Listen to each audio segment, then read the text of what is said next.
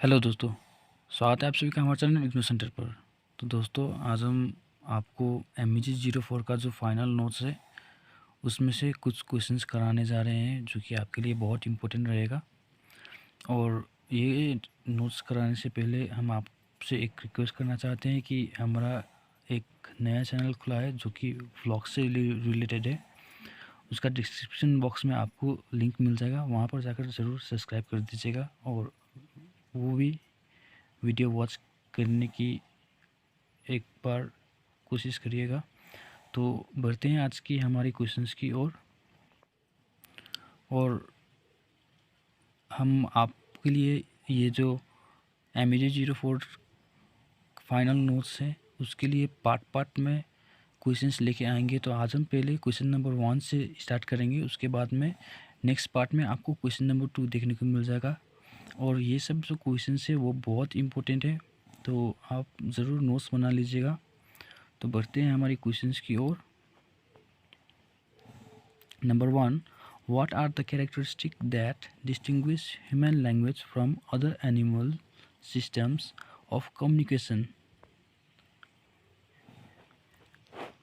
और इसका आंसर है Language is one of the most remarkable characteristics that separates human from other animals. Despite the many remarkable abilities of non-human animals and despite the hopes and dreams of many animal lovers, animals do not have language like humans do, but they do have basic ways of communicating with each other, which we'll explore later in the episode. In addition, no animal is able to acquire human language. Like many urban legends, such myths are widespread. Let's start with a few animal communication systems, then with what makes human language different, and finally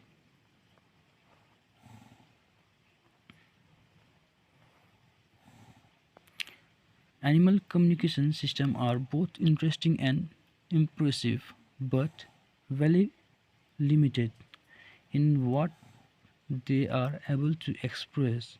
Some animals seem to talk to each other, leading people to believe that because we can't understand animals, they have a language as complex as ours. Yet this is not in fact the case. We are, however, able to research and uncover much of what animals expresses to each other. For example, you may have heard that bees can do a communicative dance to convey the approximate location and even the general quality of a food source. However, bees have no option to talk about any other subjects. We know this because of experiment that made honeybees walk back to the nets.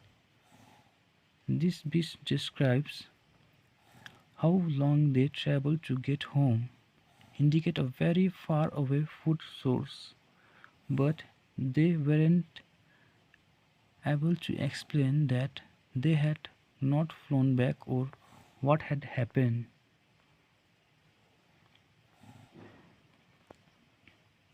Another example is research using spectrograms to measure the amplitude and sound frequency of dog bark. This research shows that dog bark can be divided into subtypes that express different emotions such as wanting to play versus greeting other creatures.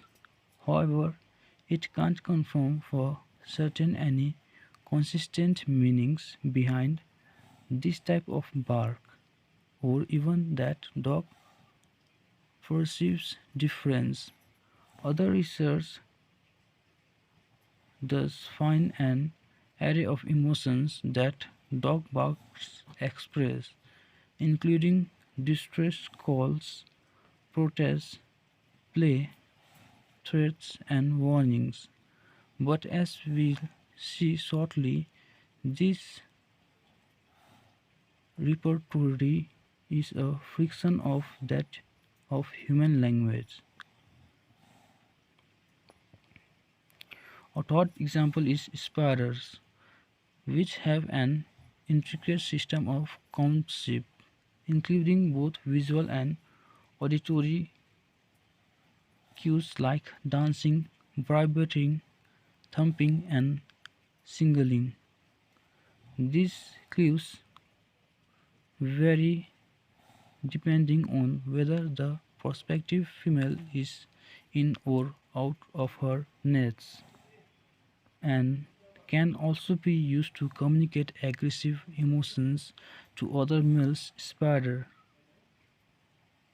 Yet the gentleman spider mating ritual is fixed. It only has one way to explain itself to the lady spider. In contrast, the thought of human having only one single sentence to express affection for another would be very peculiar.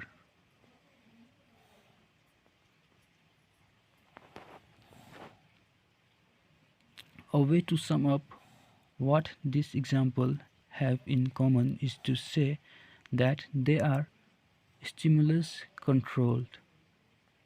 Animals communicate when promoted prompt to by stimuli like hunger, danger, and other immediate circumstance, but they do not have communicative choice like people do. When we experience an environmental stimulus like someone accidentally running into us, we may shriek in pain inadvertently, but we have speaking options too, such as "Look where Yuri you are going," or "It's okay, my fault," or "Fancy running into your hair." Sorry. So till here we just complete. The last paragraph is only left now. So let's complete with this too. It is true that we have not tested the communicative competency of every animal out there.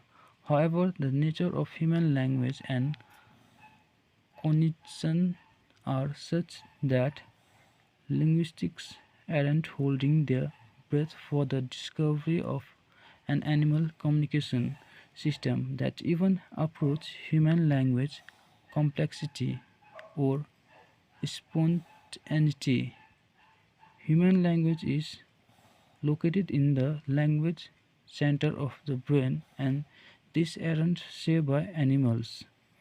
So friends, till here we just completed question number 1, and the question for this answer was, what are the characteristics that distinguish human language from other animal system of communication? So friends, hope this answer was helpful to you all, and if you are new to our channel, please subscribe to our channel, and if you doesn't subscribe my other channel, go to description box and you find there a link of my vlog channel, so there you can subscribe to my channel.